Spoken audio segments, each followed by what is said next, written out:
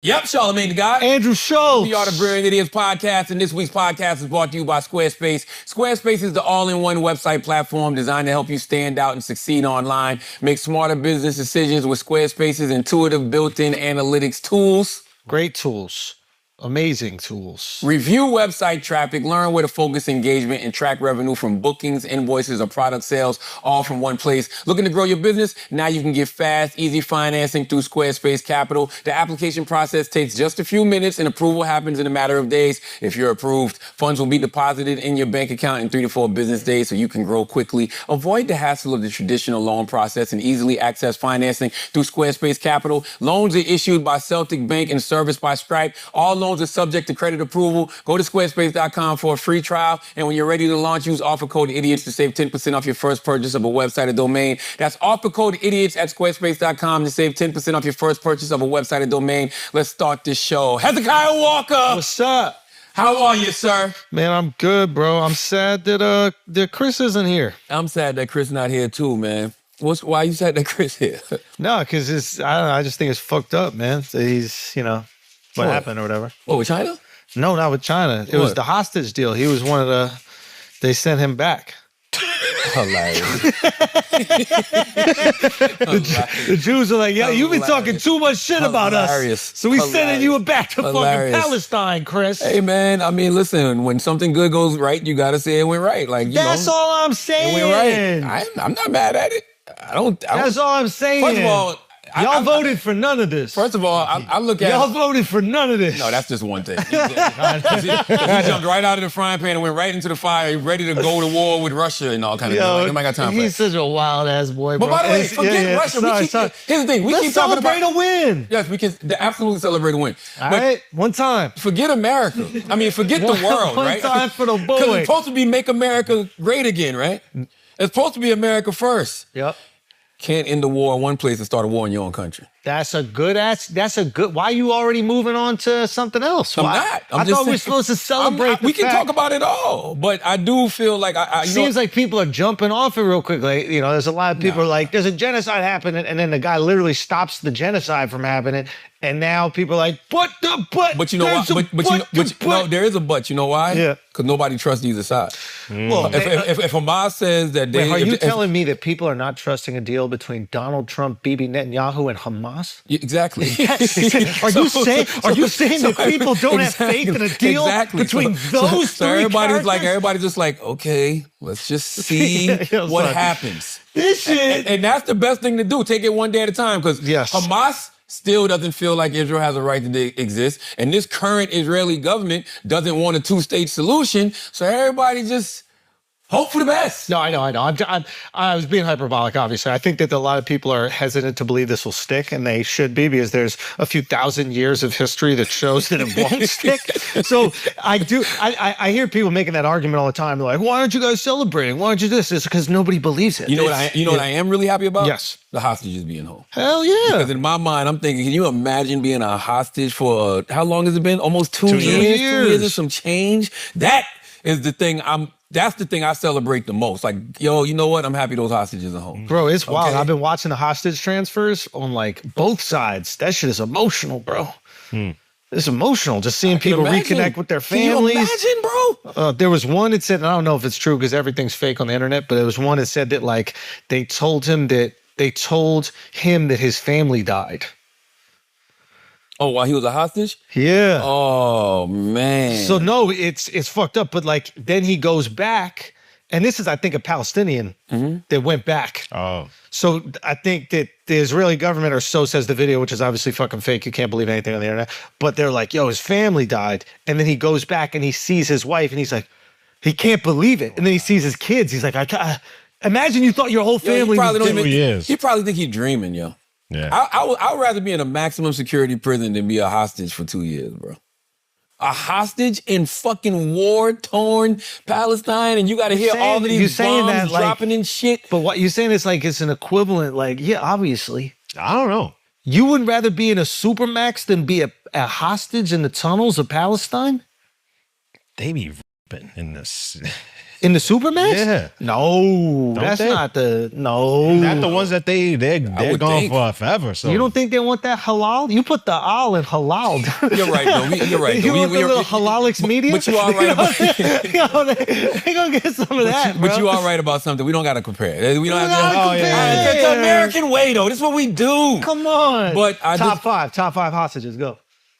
I don't even know No, it. that's just the most American shit. Like we got to make top 5 lists out of everything. All right, top 5 is really Top hostages. Go. five. Top 5. I have no idea. I've never heard of this shit. But this is even when everybody would be discussing like we want the war to end, we want the hostages to come back. The hostages coming back was always the most logical thing to me. Because to your point, the war has been going on for thousands and thousands of years. Bro. You know what I mean? We solved it, bro. So hostages home, I'm top tier. You're That's what's welcome, up. yo. I just want to let everybody know you're welcome. Okay, Flagrant went out to the Middle East, and then all of a sudden there's a hostage agreement. There's a peace deal. I'm just saying. Now, what we were told was, I'm just saying. This is what we were told. Yep. We were told that if y'all comedians didn't go out there, your family was going to be hostages. That's what we were told. Thank you for letting them go, by the way. That's what I we really were appreciate told. you. I hope you like the jokes. Thank you for letting them go. That's what we were Thank you for told, letting me have bro. my daughter back. What happened with that, man? Bro, that shit was so... People are so fucking stupid. We were talking about this on Flagrant, but like, I was thinking about it this whole week, and I just hear all these people trying to justify it back home. They're like, America does bad things. America does bad things. It's like, shut the fuck up. Like, you either have fans in other places or you don't.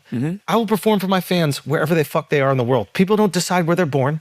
They don't decide the laws in the countries where they're from, but they do play a role in me being able to like literally live my dreams. They watch the special just like anybody So else. you did it for the There's- fans.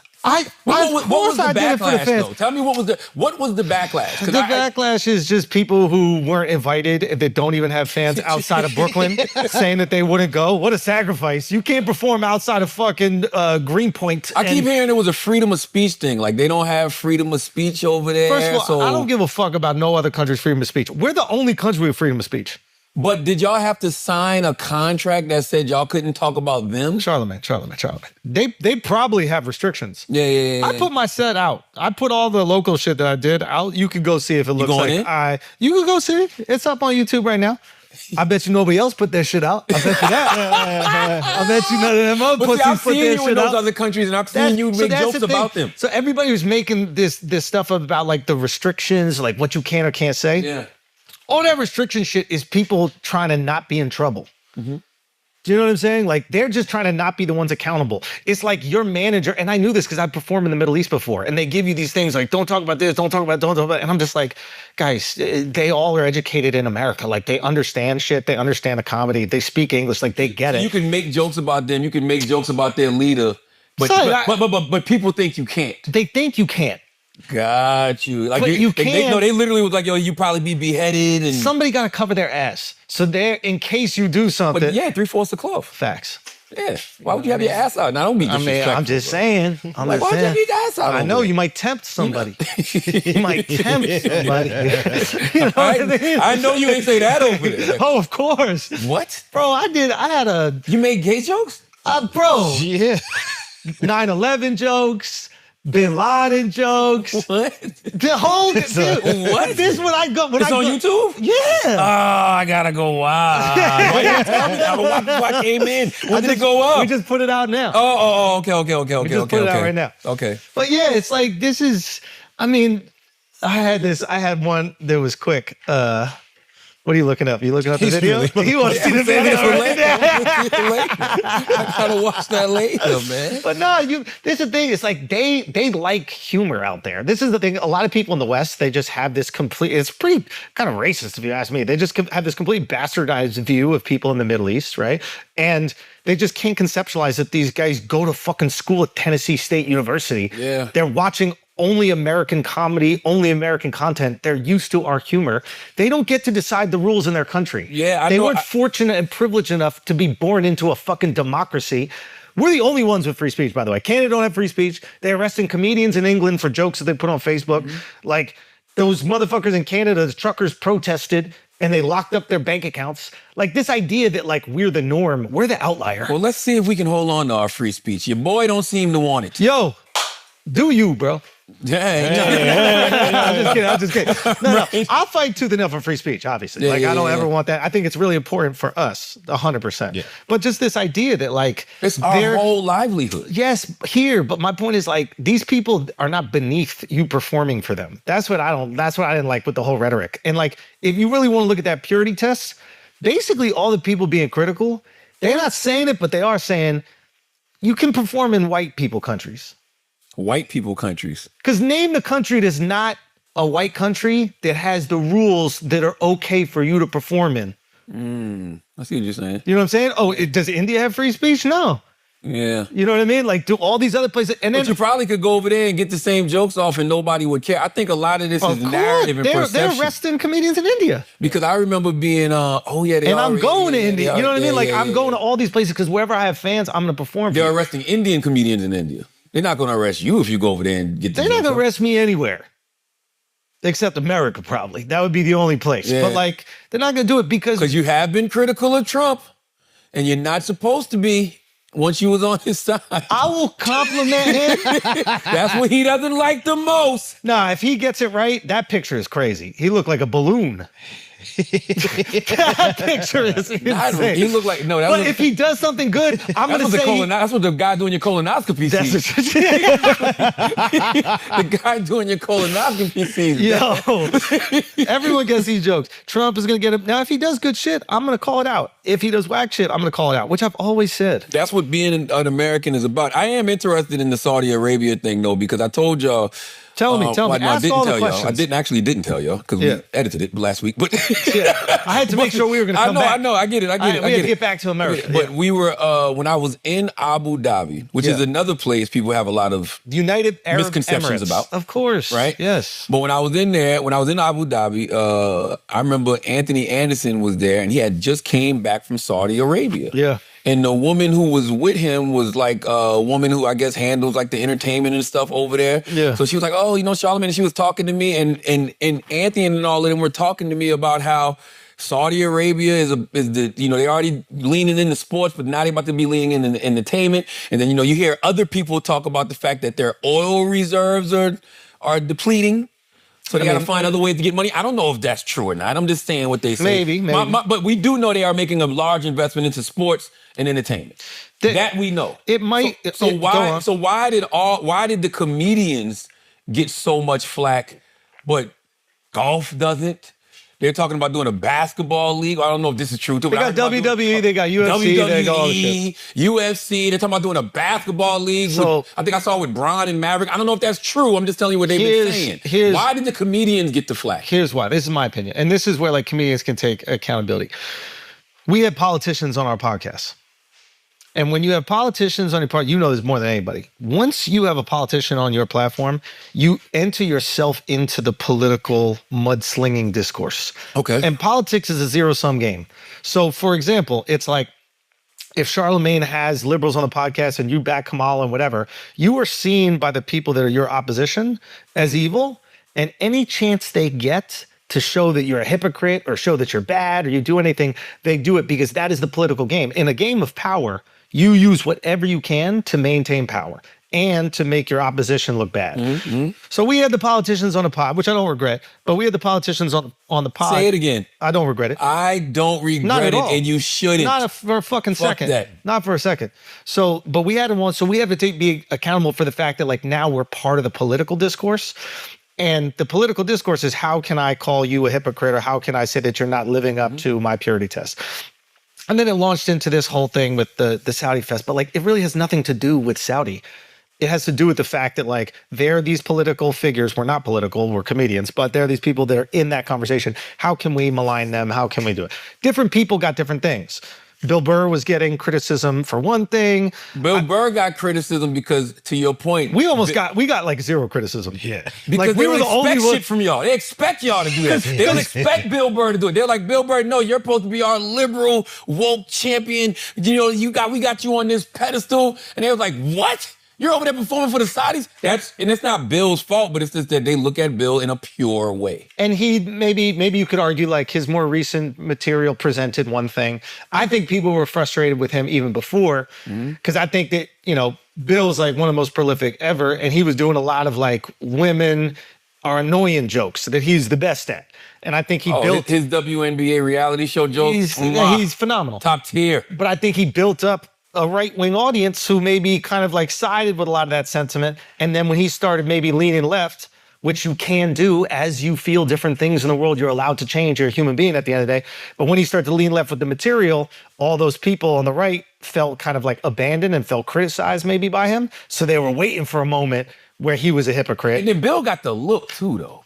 Because, I mean, you hear what comes out of his mouth, but when you see him, you know what I mean? Bald head, white guy, you like, yo, that's one of us, right? You know what I'm saying? He hates his wife like I hate mine. So you see his look, you hear one good WNBA reality joke, you're like, I got him. And then when the whole manosphere, bro thing, whatever they was trying to create come up, you just lump him in that. And then you hear him and you're like, whoa. Yeah. Whoa, buddy. Yeah. You know? So I can see why that could have been confusing.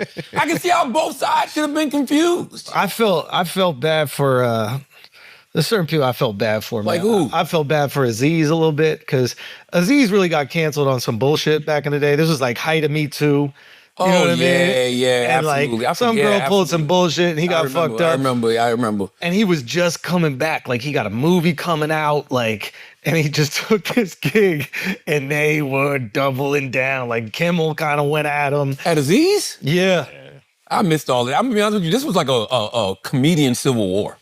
Because it was mostly comedians I saw criticizing other comedians and comedians sticking up for other comedians. It didn't really get much traction outside of the comedy world. No. It started to, That's what I but then people realized nah, this shit ain't got the heat we thought it did. That's what I was saying on Flagrant. I'm like, yo, this is nowhere on my timeline. It wasn't. It started to. But listen, this is what I tell comedians. A lot of the comedians that were like involved in this are operating in like the euphoric stage of a stand-up career, right? It's like they just started posting clips and they got a fan base and they toiled in obscurity for decades. They got a fan base.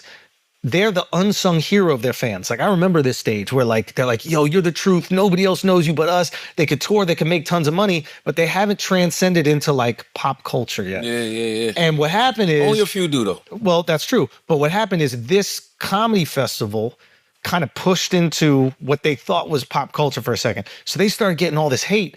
And I think a lot of them were like, oh my God, I worked my whole life to have fans and now it looks like all my fans hate me. They don't realize that it's this fake outrage thing. In 2 weeks, nobody will give a fuck. A week from today, nobody will mention the Saudi Comedy Festival. He's not mentioning it now. That's what I'm saying. We're giving it more. We're giving it another week. Well, I had to get back safe. I'm with you. I had to be alive.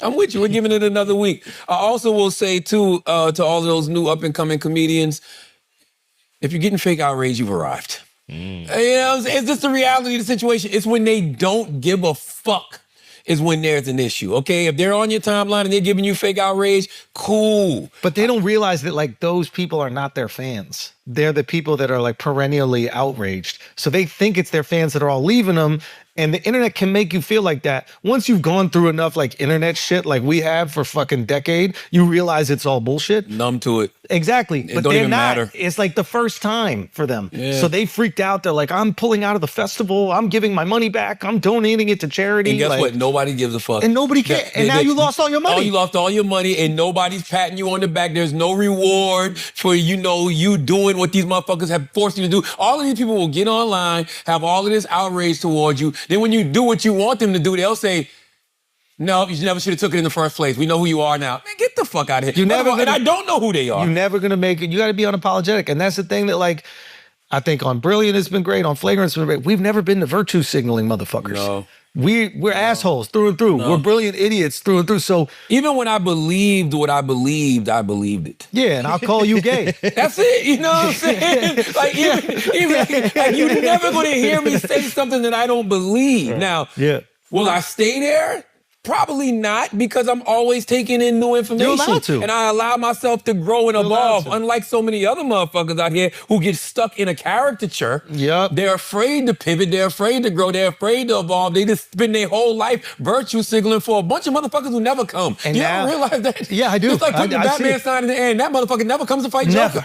Never. Never, ever. And now you're censored by your own audience. You're talking all this free speech shit, but you can't even have your own opinion. You got to make sure your opinion lines up with your own audience. If you're going to be censored by your own audience, just get a job at Comedy Central. Get a job. Get a job at CBS. Get a job at someone who's going to dictate what you can or can't say. What's the point of being an independent content creator if you can't do the things you want independently? I will say this, though.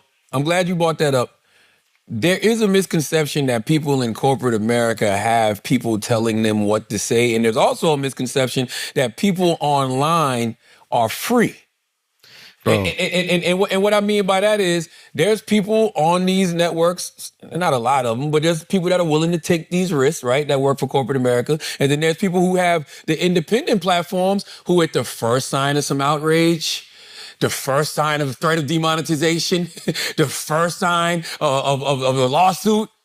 That's what I'm saying. So who's really free? Freedom is just being free and not being scared. Freedom is being yourself. Being your fucking self. Sometimes yourself is going to piss people off. Sometimes it might upset your fan base, but if they actually fuck with you for you, not because you're a voice for the things they already feel, like they know you as you, yes, they'll be upset at you and then they'll be like, all right, but I like that other shit.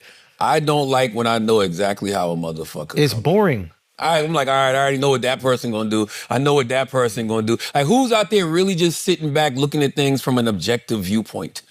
Like, 'cause even with the Saudi shit, I don't think anybody sat back and looked at it from an objective viewpoint. First thing I thought to myself was, okay, what are they mad about exactly? Why can't you perform in Saudi Arabia? Because I'm so confused that y'all let all of the sports people go over there, right? There's entertainers that's been going over there getting checked. Why is all of a sudden the comedians getting backlash? And it's not like Saudi just got in the game. Yeah. Saudi been around for a decade plus dropping bags on shit. They just bought EA fucking Sports. So that's the beautiful thing. You better stop playing FIFA. If I catch you playing FIFA, you better if I catch you playing FIFA for fun, Madden. Madden. If I catch you playing any of these games, bro, you a sellout. Why you selling out? NBA 2K.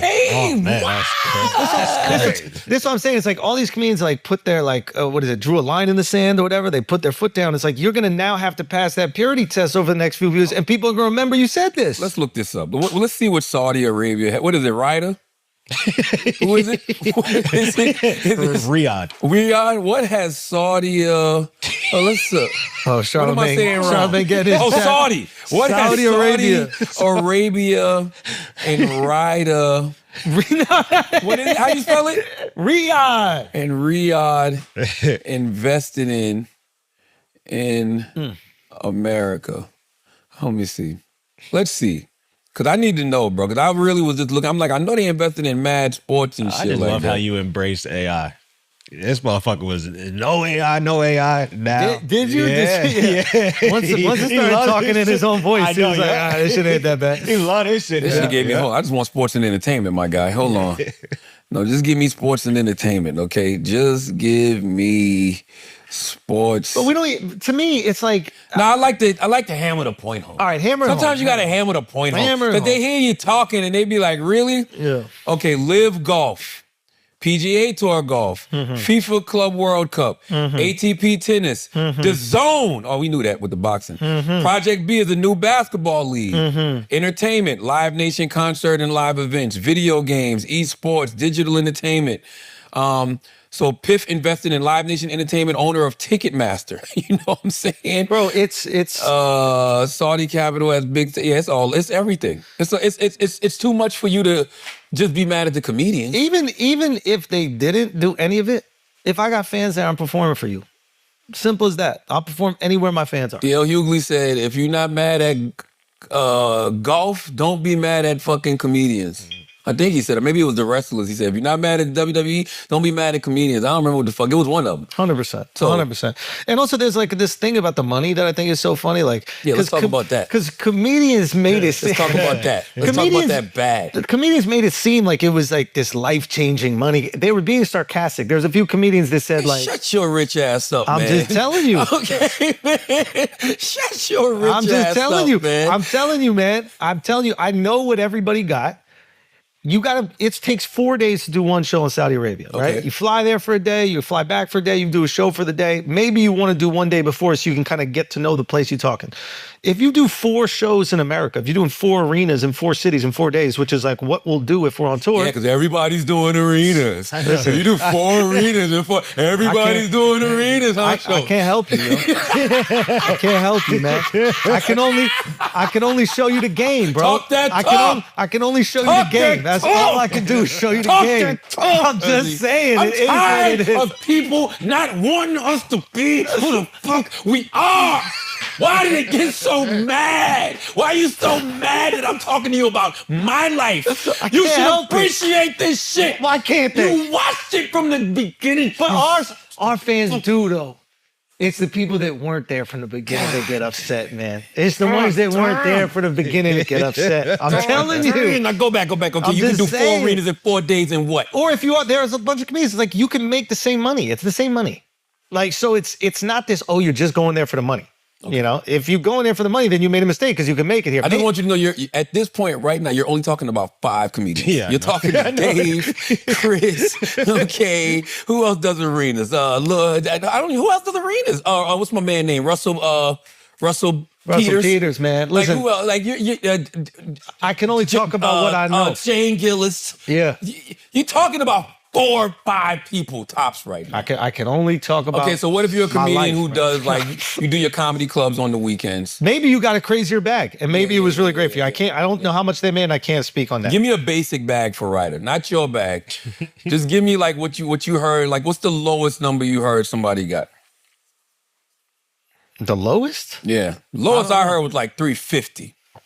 So yeah, so imagine you're a comedian that's making $2,000 a weekend doing comedy clubs, or like $3,000 a weekend doing comedy clubs, and you get that. That's life 350 changing for 4 days. That's life changing money for you. right. So there's no question at all. That's right. I'm just saying, like the headlining acts, the people that were getting scrutiny, saying that they threw away their morals for the money. It's not accurate.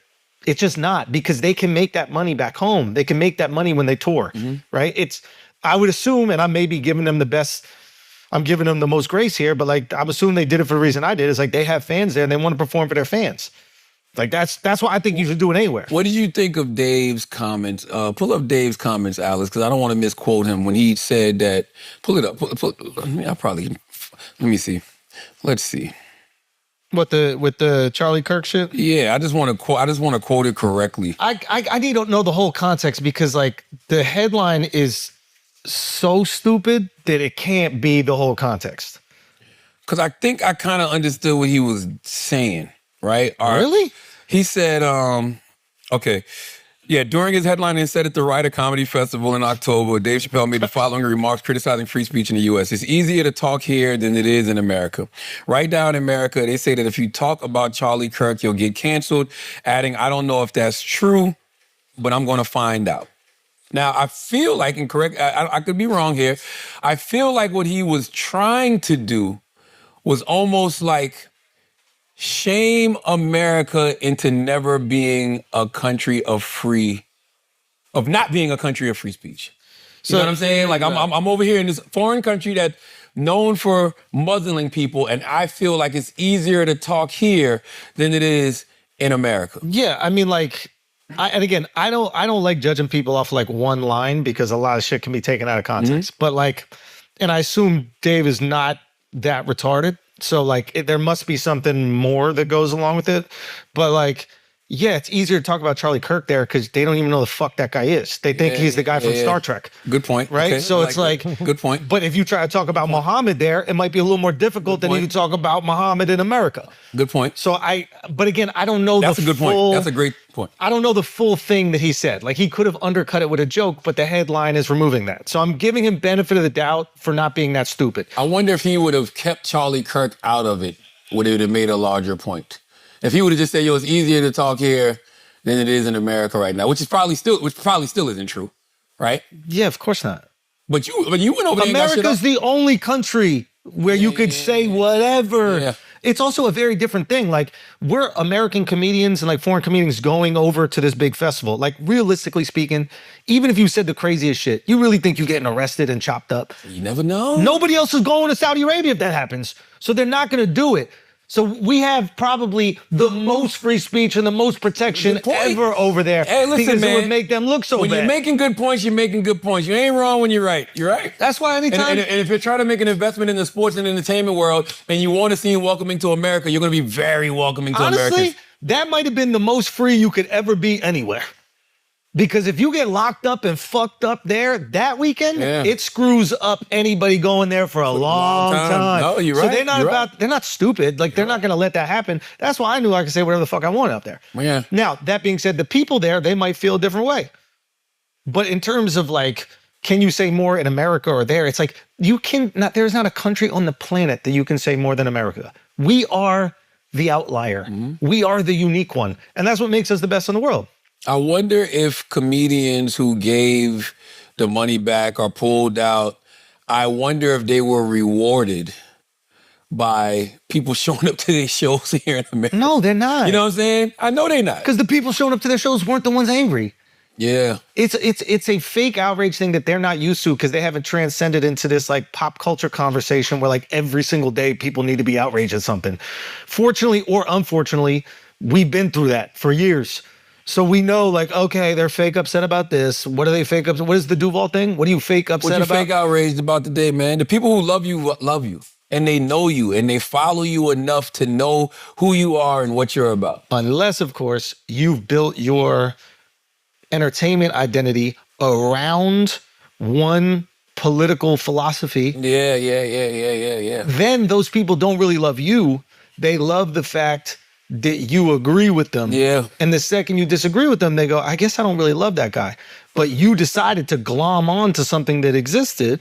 You know, some might say grift off of something. Yeah. And then when they found out who you really are, which is not this perfect pious person, then they're like, ooh, he's been lying to me the whole time. I wish people knew that the shit y'all think motherfuckers is grifting about is the shit we don't get paid for. Bro, you know what I'm it's saying? the shit we lose money on. It's the wildest shit. Yeah. Like, motherfuckers, they be like, oh, you grifting off mental health. What money have I made off mental health? I've spent way more money investing in other people's mental health and my own. You don't even get a discount from his therapist. I don't even get a discount from my therapist, bro. I do the Mental Wealth Expo for free. Yeah. We was at the Joel and Diane Bloom Wellness and Event Center this weekend in Newark, New Jersey. We've been doing it the last 4 years in Times Square. You know why we had to move it to Newark? Number one, I like Newark better, right? And Newark the is location already better. too depressing. You can't bring already sad people into Newark. It's gonna be a mass suicide. I like Newark better. You know what I'm saying? I think it's a city that needs it more, but also the venue is more affordable.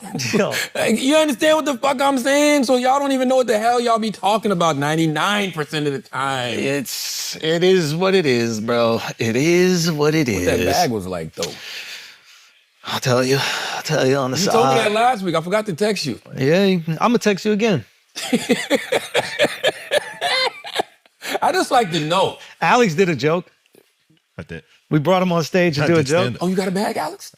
Oh, what was that? Go a couple bucks. I need a little something. Write it down. Write it down. Technically, I headlined. If you were a comedian. Yeah. I headlined the show. If you were a comedian. Yeah. And He was on stage doing a joke. Okay, if you were Let's see if I can get up this joke. Let's say you did 4 comedy clubs. You just say you did 2 weekends at a comedy club.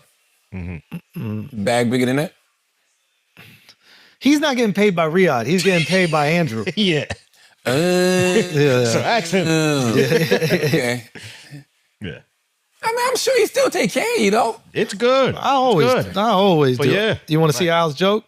Let me see Al's joke. No. We don't got to do that here. Hold on. Let me see Al's joke. Okay. It's on the special? Hold on. Let me get it up right now. I'll show it to you right Did now. they laugh? Yeah. Did they laugh? Here it is. You murdered Come Al? on, son. Come on. I got this.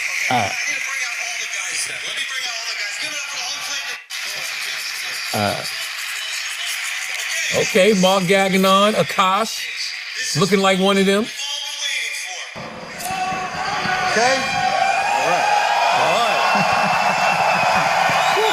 Guys, be polite. Standing It's his ovation. first time doing it, and he's doing stand-up. Good You set, can't too. buy him. Like the background was shaking. Just need to make sure everyone knows this is not a bidding. Hilarious. I saw some people in the back throwing out numbers. 300, 400, 500. No. You cannot do that. Okay, Alex, take it away. But how much though? This is the real Dubai chocolate. You already get shitted on, Alex? No. All right. Watch this. Sean's gonna love this. So I'm blanking completely. We need a little support. Al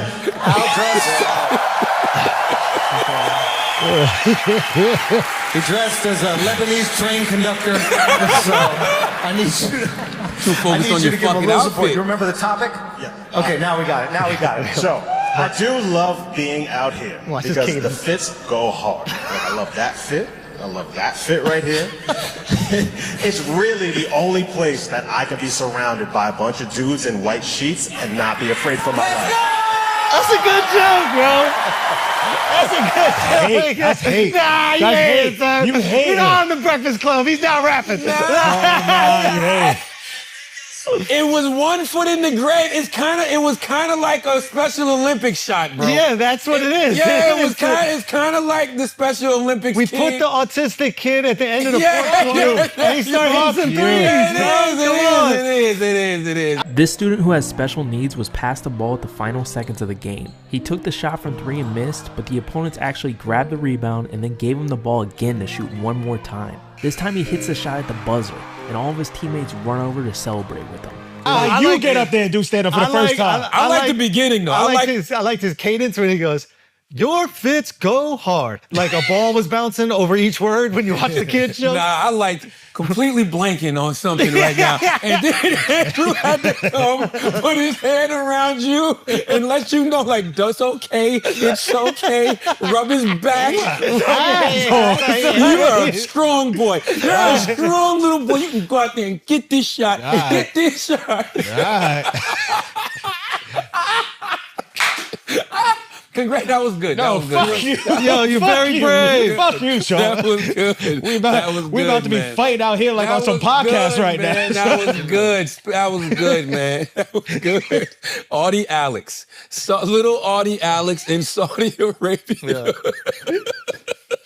That was good. Listen. I gotta laugh though. No, you did. You did. I mean, it's just like when they cheer when the kid makes the shot at the game. Man. Fuck When you you. bring the little kid out there in the wheelchair, you know what I'm saying? He shoots the basket. It goes in the hoop. Everybody cheers. Even if it don't go in the hoop, everybody cheers. No, if Yes, it was a they bad do. joke. Huh? If it was a bad joke, I would have got it. wasn't a bad Our joke. fans are real. No, it wasn't a bad joke. It was Fuck you. I heard him a little bit. Just keep digging your. No, Just stop keep it. digging your. Stop grave. it. They didn't get to the N word though. But they did tell you to keep digging your grave. Whatever. Oh, I'm glad y'all had fun, man. Man, we had a great time. Stephen A. Smith. Did you see Stephen A. Smith? Pull up. Click on pull up. Now, if you remember back in the day, not back in the day, earlier this year, after the Super Bowl, Stephen A. Smith had some words for Alexis Ohanian and Serena Williams. Alexis Ohanian is the husband Serena's of husband, yeah. Serena Williams. If I'm married and my wife is going to join trolling her ex, go back to his ass. Because clearly you don't belong with me. What you worried about him for and you with me? I gotta get that lick back. Bye. And so Alexis pulled up on First Take. Now, he pulled up on First Take, but Stephen A. Smith wasn't there.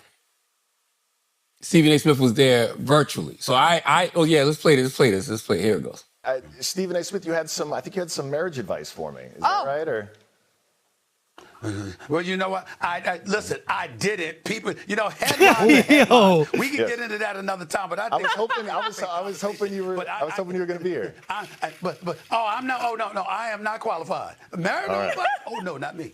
Well, I ain't qualified, my brother. I'm not qualified. I was going to ask because you hadn't been married before, right? I am married. No, She Stephen. hasn't. Okay. Okay. Yeah, because I give advice to plenty of founders who want to build billion-dollar companies, and the reason I do that is because I build billion-dollar companies. Yeah. So I generally try to stay in my lane as advice Then we'll department. talk marriage advice later. I'm All going right. 13 years strong. We got Deal. you. Alexis, thank you so much. you. Athlos NYC 2-night event. in New York. Nah, of course. He didn't need all that billion-dollar company shit. He had him at when Stephen A. Smith was doing the That's All, folks. Rubbing in. Exactly. But here's my thing. This is what I said. Click one over. This is what I said. Look, listen. Nothing wrong with it, but it wasn't a real pull-up. A pull-up is when the person is there and you say what you need to say to the person's face. Like, I know Alex is a busy person, but when First Take asked him to come on, he should have said, is Stephen A. going to be there? And when they said he's going to be there remotely, he should have said, I'll wait until he's in the studio. If he really wanted to say something to his face. I respect pull-ups when it's said to a person's face. I think y'all be doing backflips just because he said it while Stephen A. was remote. No, I want to see you say it to a person's face. You know when Birdman wanted to say what he said to me? Birdman called a week in advance to say, I'm coming on this day, and I want to... Ah, interesting. So you thought it was soft for him to do it and Stephen A. not be there? No, I don't think it was soft for him to do it. It was the reaction that everybody gave it. You know what I'm saying? Like that's like you're talking via Zoom. Now, Alexis left a comment and said, all my friends call me Alexis. To you? Yes. And I asked to come on First Take to chat with Stephen A. Smith for quite some time. Keep in mind, I own a handful of pro sports teams and started a TF league. There's plenty of sports stuff to talk about. And my publicist kept getting told it wasn't going to happen. Then I went to the top and made it clear I wanted to come on the show to chat in person, and they let it happen. Then I found out when I got to the studio, Stephen A. Smith was remote from ATL that morning. Odd timing, but I'm back to building now. Atlos was indeed a huge success and have no ill will towards Stephen A. Smith.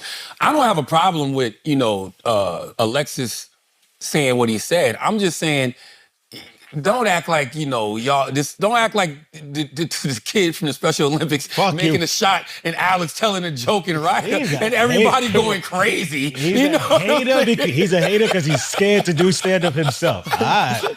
I'm just saying. It's just like, everybody does these backflips. It's like, Stephen A. Smith was via Zoom. And I'm not saying that Alexis wouldn't have said that to his face. I'm sure that Alexis would have. When you say pull up, I respect the face-to-face confrontation. Yeah. Before Birdman came on Breakfast Club, Malcolm used to work for Universal, called a week in advance. Yeah. Hey.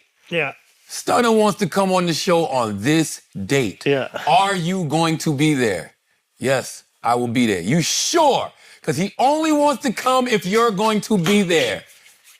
Yes, I will be there. Yeah. I'm fully aware of the things that I've said about Birdman. I understand he wants to confront me. Yeah. See, I'm not one of these media personalities that says things but then ducks any type of smoke. Yeah. Because I think that's whack. Yeah. What people don't realize, even on Breakfast Club interviews, there's not one Breakfast Club interview that I couldn't have edited. We pre-tape. None of this stuff is live. Yeah. So when you see Beanie Siegel or Fredro or who else? Yeah. Matt, whoever it was, named any of these people, I could have edited all of that or not put it out. Yeah. That's not fair for me to get on the microphone, say what I want to say about people and not be there. Now, on Stephen A's side, if y'all tell me Alexis is going to be there, unless it's something super, super duper pressing and I got to be out of town, I'm going to be there. I'm going to be in studio. I'm not even going to get on Zoom and talk to this man for however long he spoke to him before Alexis said something at the end because I'm fully aware of what I said to this person. Yes. So I want to be in the studio to have said conversation. And either I'm going to stand on what I said or I'm going to apologize for what I said. Or I might stand on it and say, yeah, I did say that, but my bad, you know what I'm saying? Like, I understand your perspective of where you're coming from. I'm just telling everybody, don't treat this like the white guy that can dance. You're not a white guy that can dance. Everybody loses their mind. He's just doing a regular, basic dance. Like Alexis said what he said, but I respect it more when it's just face-to-face. Well, it's not Alexis's fault. But both of them, that's why I said, if I'm Alexis, I need to make sure Stephen A. is there. Now, if Stephen A. decides not to show up, isn't that on him? That's why I said I need to make sure if I'm Alexis, Stephen A. is there. I need to, is Stephen A. going to be there? Is Stephen A. going to be there? Yeah. I want to come do the show, but is Stephen A. going to be there? Yeah. Because I got some things I need to say to Stephen A. Yeah. Athletes do that all the time. Yeah. Athletes be like, oh, no, I got something to say to Stephen A. Yeah. I want to make sure Stephen A. is there. Stephen A. would make sure he was there if an athlete had something to say to him. Yeah. He wouldn't do it face-to-face, and we wouldn't like it. Imagine if KD was, remember when Kyrie Irving and Stephen A. were having they shit? Yeah. Imagine if Kyrie was like, yo, I want to come to First Take. We wouldn't like that shit the same if Stephen A. was on FaceTime and Kyrie was in. Forget Kyrie. Steven and Bron? Why was he there? Who? Alex. Alexis. He was Alexis. He promoting it says on the thing he was promoting it's called Atlos. What is Atlos? ATHLOS. So he was there to promote Atlos. But see, this is my problem. Look at all these headlines. Serena Williams' husband Alexis Ohanian confronts Stephen A. Smith over Super Bowl comments. Billionaire destroys star over divorce slap. It's like, it was over Zoom. Yeah, but it's also like, if he doesn't say anything, then it looks soft on his part. I don't have a problem with him not saying that. You're basically saying like the internet is doing what the internet does. But also in order That's not oppressing. Yeah, but the thing is that like in order to get anybody to click on anything, it needs to be the craziest headline. Be conflict. Like people, I don't think anybody watching were like, oh shit. Like I think the headlines are way crazier than the actual reaction. But I think you do give the guy credit for going on to going to someone's workplace and calling them out what they said. I have no problem with it. Just make sure the person is home. And you get a lot more points for me if you slam dunk on a person with your nuts in his face. So you're basically saying he's getting too many points. You respect him doing it, but you would give him even more points if Stephen was there. I can dunk on Dwight Howard via FaceTime. Now, if you call Dwight on FaceTime right now, I'd dunk on him. Call Shaq right now, I'd be like this on FaceTime. I can't do it in real life. And I'm not saying Alexis wouldn't. Right. I'm just saying you get more props. For doing it. Okay, I'll give you another. You ever seen the video of the guy who's like an Arab or something, and he's playing on like the Nerf goal? Oh yeah, I love that guy. He's like in an office. But it's not like it's real basketball. Yeah, but that shit's fire. It's fire. The finger roll's crazy. Okay, so that's cool. But it's a difference when you're watching somebody do it in real life. Not knocking Alexis. I thought, you defend your wife. Cool. I'm just saying, I'm a person that when you call something a pull-up, when you call something oppressive. Well, he never called it. He didn't do that. This is the internet did. That's what I'm saying. Nothing I said has to do with Alexis. Oh, got it. You think he's getting the disabled kid points? Yes, from the internet. But by the way, the internet don't even know what pressing is anymore. That's why when you see two people in a studio having a conflict and going back and forth, you're on the edge of your seat because you're like, oh my God. This is a real interaction. I don't know where this could go, right? And we come from the era of fucking, what was it, Chris Everett? I don't remember whatever it was, choking out Jim Rome. Oh, that's right. You understand what I'm saying? We come from that. So I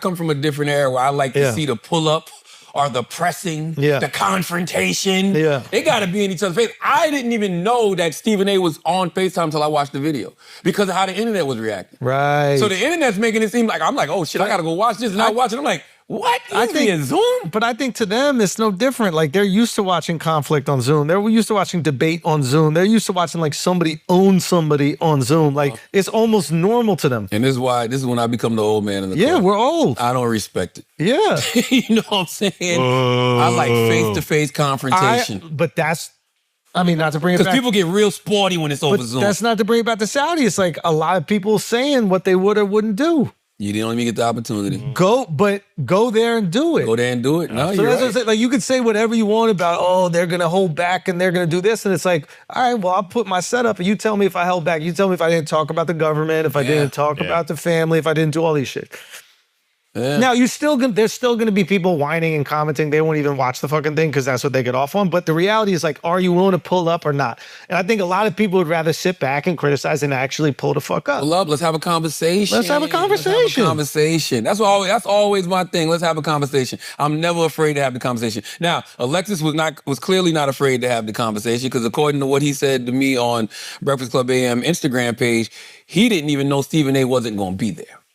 That makes sense. I believe that, but I'm just saying, let's make sure he's there next time. Yeah. If you especially over some shit like your wife. But if you want to press him, next time is too much. Oh no, he shouldn't even do it next time. Yeah, he shouldn't even do it. It's over. It's gone. It's gone. It's gone. Like he said, he's back to running his company. It's gone. Yeah. But the moment would have been, that's a 10-10. Yeah. If you catch him in studio. Yeah. That's all I'm saying.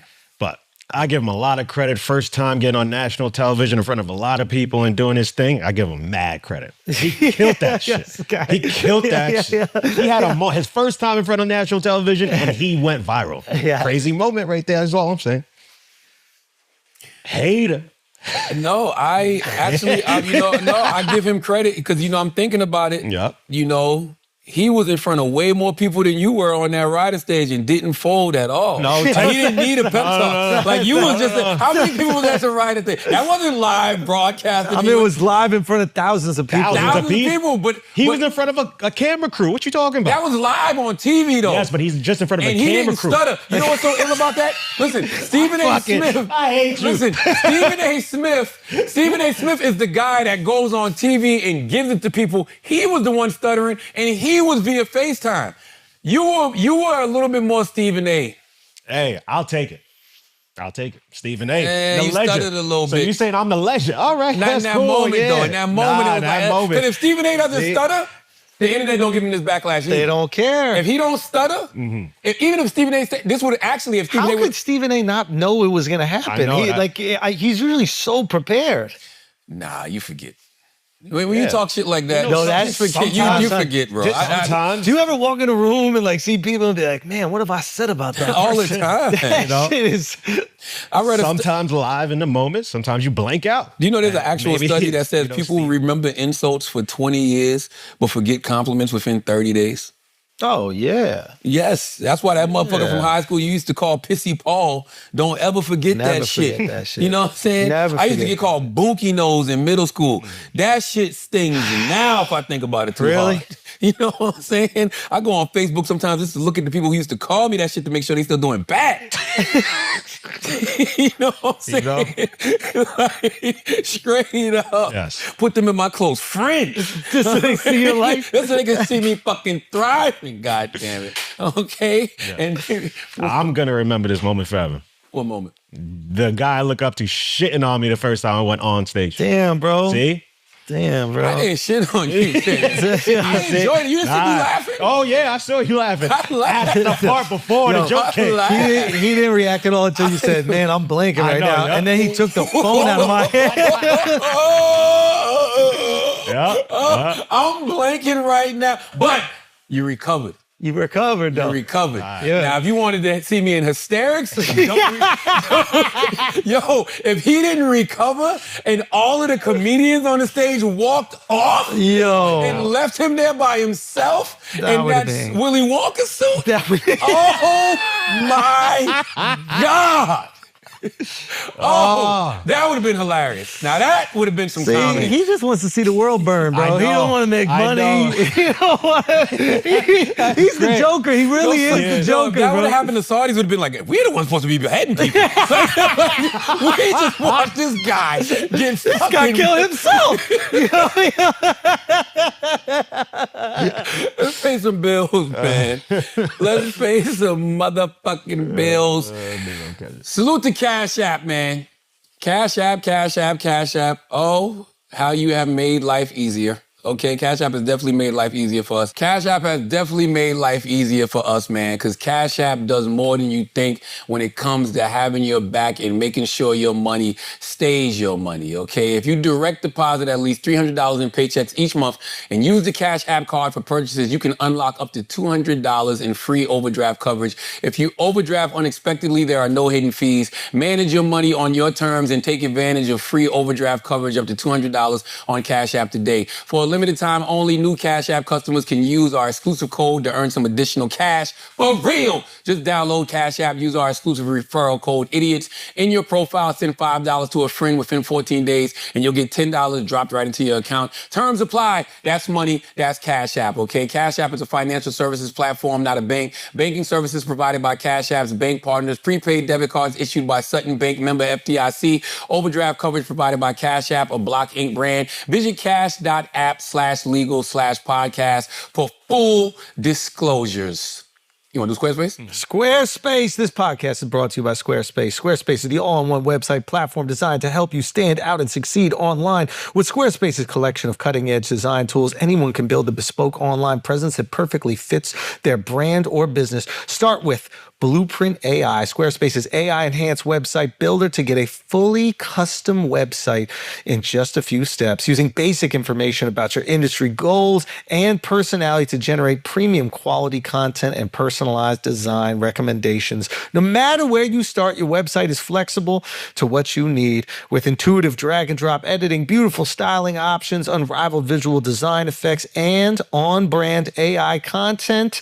There are more ways to list what you offer. No experience is required. With Squarespace email campaigns, all the tools you need to engage clients, promote your services, and grow your business are built in. Set up email automations to stay connected, nurture leads, and save time while seamlessly integrating your offerings into beautifully designed templates that drive bookings and sales. Schedule emails that reach your audience at the perfect time. Keep your business top of mind and driving long-term growth. Head to squarespace.com for a free trial, and when you're ready to launch, go use the offer code IDIOTS to save 10% on your first purchase of a website or domain.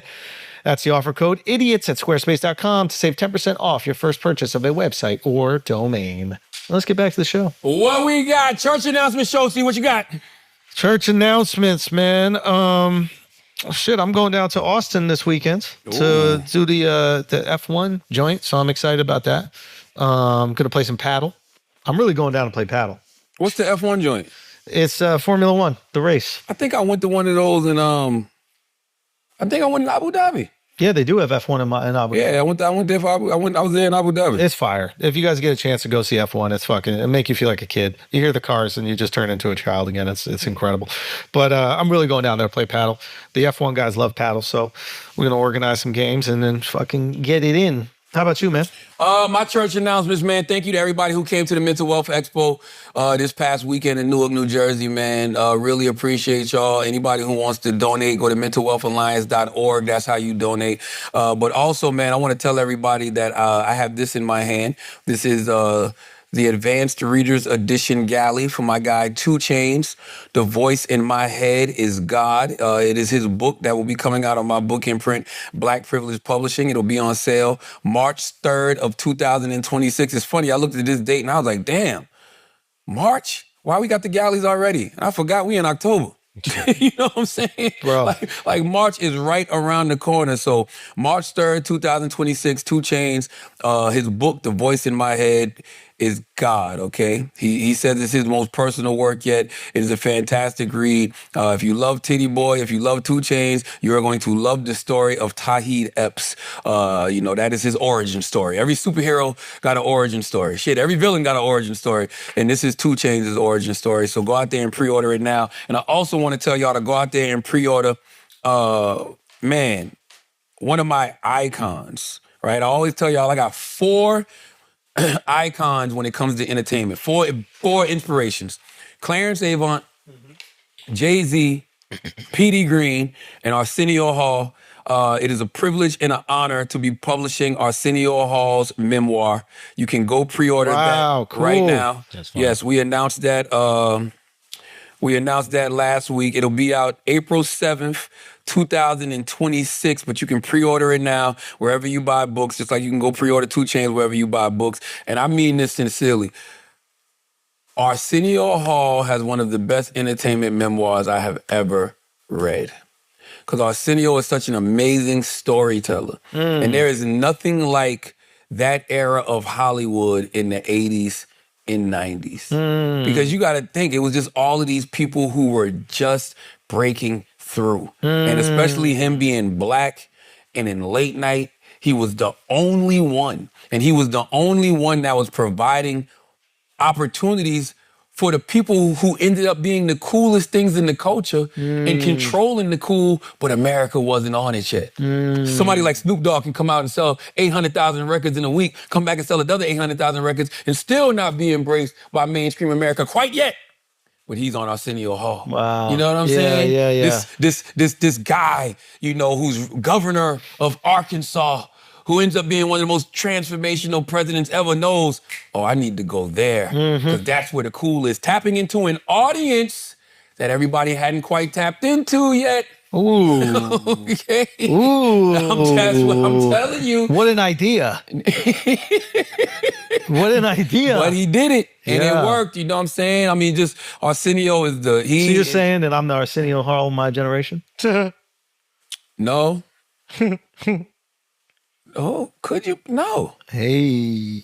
I think that I don't know. That's a good question. Arsenio did say I was the him of this generation. Damn, bro. He did say but there's that. a racial component But he said to that publicly. I know, but he said it publicly. But if we could see beyond color. But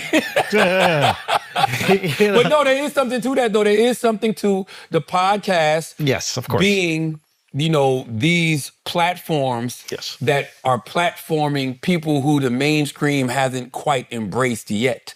But they always end up being the next thing. Yeah. And that's what Arsenio did. Arsenio did that, probably better than everybody at that time. Yeah. You know what I'm saying? So Arsenio's one of them people that, how they always say, don't meet your idols. But you met him. Yes. Yeah. All my idols have been super cool. I ain't never got to meet Petey Green because he was dead, God bless the dead. Yeah. But It is nice when you meet someone you admire and they live up to the expectations Clarence you built Avon, up.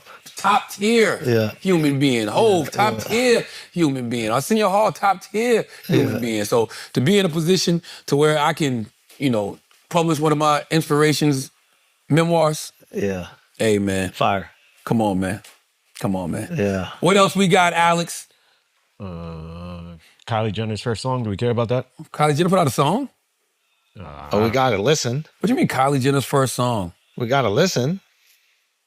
Strike to strike, let me get the move right. I just you up like a Hey, listen, man, you know what this proves to me? All of y'all motherfuckers out there that think, if you just got some money and money can get you a hit or money can allow you to market something like that, no. You got to have this thing called talent. Bro. Yeah. That shit was... It sounded like Kylie got in the studio and looked at the mic and was like, man, I'm blanking on everything right now. Fuck you, man. Fuck you, bro. God damn. Like who the fuck came in the booth and put their hand on her back and rubbed her back and was like, he complimented her on her outfit and told her she got this. That was horrible. That shit You did great, Al. You did better than Kylie. I'm going to slip my wrist after this one. You did better than Kylie, bro. You did better than Kylie, bro. I'll That shit was like, why? I think you just get bored, right? If you got $1 billion in the bank, you might as well make a song, right? Like, shit. We made one during COVID. Yo, your baby daddy is Travis Scott. Yeah, you need it. You can't come up with nothing better than that? Yeah, you need to holler at him. You need to holler at him. Your nephews and niece's father is Kanye West. Yeah. I know he's on the outs a little bit from the family right now, but he could use a little. God damn. Yeah. What was that? And then it's called Fourth Strike. She had 3 at-bats? they gave her 3 at-bats before that shit right there? Nah, bro. Nah. What else we got, Alex? Come on, man. We have... Jesus Christ. Oh, yes. Oh, play Hell, Here I Come. Now, this was something else, man. And by the way, I done heard Trump say this a few times. I think he's sincere about this, bro. You talked a couple weeks ago, you were doing an interview, and you talked about how you hope to end the war in Ukraine because it might help you get into heaven. How does this help? Does this help? I mean, I'm being a little cute. I don't think there's anything going to get me in heaven. Okay, I really don't. I think I'm not maybe heaven bound. I may be in heaven right now as we fly in Air Force One. I'm not sure I'm going to be able to make heaven, but He said this a few times, bro. Wow. And Trump don't repeat the same jokes really, unless he's talking about somebody. He said this a few times. Yeah. This is kind of crazy. Wait, why? Because people voted for him because of his Christian values. Nobody voted for him for his Christian values. Well, that's what they act like. Come on, bro. A lot of Christians say they voted for him because of his Christian values. That's a reach. Hey, that's what they say. Remember when they asked him what his favorite part of the Bible was? He's like, man, the whole thing. The whole thing? That's a great answer. That's fire. That's a great answer. That's fire. I'll say this, though. It is amazing to me that he don't believe in climate change, but he believes in heaven or hell. Just say it's a hoax like everything else. Yeah, why would Donald Trump believe in heaven or hell? I mean, if he does believe in it, he just has to, commit his life to Jesus, and then he goes no matter what. Jesus died for your sins. That's the crazy part. He's like, I'm so far gone that I can't even Jesus is come back. like, I don't know, man. I don't know. Because all you got to do is just I also think he's busting balls. I don't know, bro. He said that a few times already. Yeah, but and he's at that age where like he's saying stuff that you kind of gotta believe because there ain't no filter there, bro. man, I think he's fucking around. It's just like, imagine you with your boys and you're talking about getting to heaven. You're like, man, I wouldn't there's even no... play like that. What would you say? I know I'm going to heaven if there is one. No, you not after today. Why? What the fuck did I do? I butt fucked you or something? Not if Alex is at the gate. No. Say I bombed. Say I bombed. Yeah, right. Say I bombed one more time. Say I bombed. Listen. I don't know, bro. I wouldn't even play like that. Especially after we watched that video of that lady talking about all the celebrities she saw in hell. You don't remember that? Yeah. Like, why even play like that, yo? Wait, what lady said the celebrities in hell? Schultz wasn't here. He wasn't here when we played that video. What is this? Oh, that shit is terrifying. I don't know how bro. I'm gonna find it, but No, just, we don't gotta play that shit. That shit. I don't is even want to know, No, bro. that shit is terrifying, yo. I don't even want It's to this know. lady who said she died and she went to, or she had a vision. What heaven are you going to? I don't know. Yeah. Is it? You think there's like a non-denominational? Yeah, that shit don't matter. Like I would think that after you leave this earthly realm, none of that matters. You just spirits at that point. You know what I'm saying? Like you gonna be, and the funny thing is you might end up in there with deers you hit and just kept driving. You know what I'm saying? Fucking spiders you done killed. So like for real. Like you don't know. Everything makes it to heaven. Maybe. We don't know. That's a good question. Like, are there no dogs in heaven? What makes they say all dogs go to heaven? Who said that? Whoever the fuck made up that quote. But that was a book or a movie. That wasn't like in the Bible. I know one thing. There's no quote that say all humans go to heaven. That there are quotes that say that. What? Those who have been saved go to heaven, but not those that have been I don't saved. believe that nonsense. I'm not gonna say it's nonsense. I'm just saying everybody can't make it to heaven. You notice when people die, the pastor just automatically, gets you into heaven. Everybody ain't in heaven. In Jehovah's Witness religion, they say only 144,000. Yeah, that's a crazy low number. But think about how pure you would have to be. But why so specific? That's why when I hear that, I'm like, okay, somebody knows something. Yeah. That's a specific number. Only 144,000 people? That makes sense, though. Like, when you think about how hard it is to get in, if you don't let Jesus die for your sins. If you let Jesus die for your sins, then you in there. Shouldn't it be the most exclusive club on the planet? No. God sacrifices one and only son, so it doesn't have to be exclusive. No. He's giving you a great deal, and you're just not accepting it. Well, I don't think. Here's the thing. This is what I would have liked to have seen. Jesus sacrifices his life. Anybody sacrificed their life, right? Yeah. Anybody. I'm sorry, if we was in this room right now, and one of us said, "Hey, man, I'm sacrificing my life for you to do this," and we all do this in some way, right? Yeah. You dedicate things to him. You dedicate your life to him, or your career. You are motivated to do something great by this person's death. Yeah. So Jesus dies for our sins, so we just say, "Fuck it, we're gonna sin more." And just keep asking for forgiveness over and over and over and over. No, because... Do we even try to do the right thing? Well, I think once you accept Jesus as your Lord and Savior, you would try to live a life that he would appreciate. Try or do? Try. Because it's not hard to do. Well, no, it is hard to do because you're born a sinner. Who says who? It's God. Some of these sins you really got to go out your way to commit, bro. That's true. You know what I'm saying? That's some true. of these sins you really got to go out of your way to commit, bro.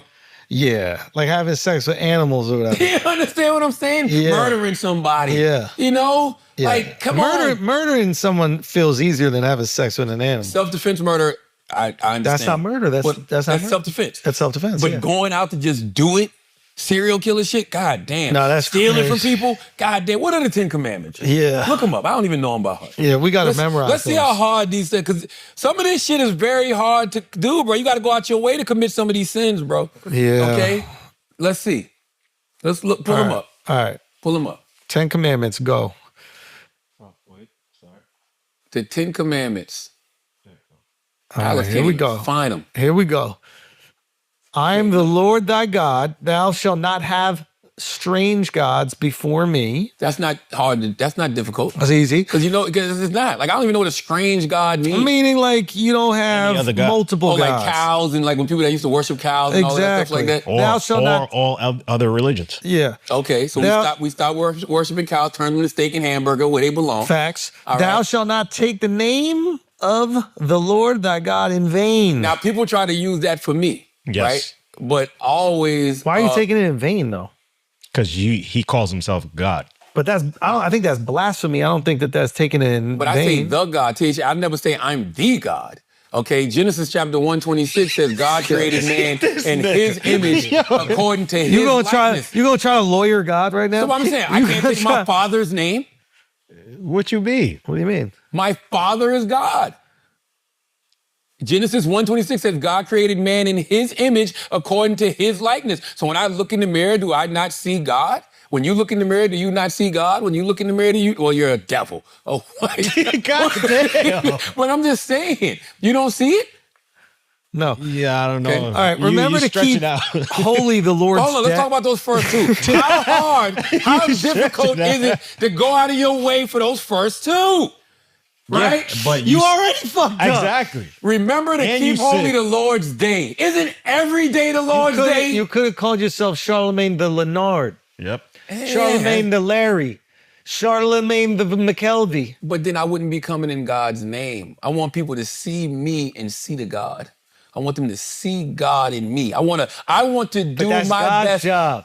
I want God to show himself through me to other people. Look what I can do with this motherfucker. Yeah, and that's why you got all these little kids harassing people on the street. They trying to be you. Yep. How you mean? Yep. They're looking at you and they're doing Breakfast Club interviews to people on the street. Well, guess what? God isn't done with me yet. Right? This is a journey. It is a process, okay? That light is just getting brighter and brighter. God is not done with me yet. All right, okay? ready? Remember to keep holy the Lord's day. Yes. That can't just be Sunday, bro. Well, it's Saturday, but yeah. Huh? The Sabbath. Saturday is the Sabbath. That's why the Jews take off on Saturday. Yeah. So when is Sunday? But I thought the New Testament switched it. The Christians got to switch it up a little bit. They're like, we're going to do this on Sunday. We don't even know the day. Now, if he gave us a day, then we could be like, all right. He did. On the seventh day, he rested. You got to keep that. That's Sunday, though. No, it was Saturday. Sunday, Monday, Tuesday, Wednesday, Thursday, Friday. Saturday. The week starts Sunday to them, yeah. So we turn Saturday into a goddamn party day. Yo, listen, this is, you know where Christianity comes from. Look, you just said goddamn. You just took I the Lord's said name. devil You damn. just took the Lord's name in vain. So this ain't our fault, though. This is actually a technicality. No, I mean, Middle Eastern people tend to run late, so I don't think it's weird that it's on a Sunday. It's a little bit there. All right. So honor thy father and mother. You honor thy mother. I honor thy father and mother. You should go to hell if you disrespect your parents. But I get it, though, because some parents are pieces of shit and some parents have traumatized their kids. But you got to honor them. What if your daddy diddled you?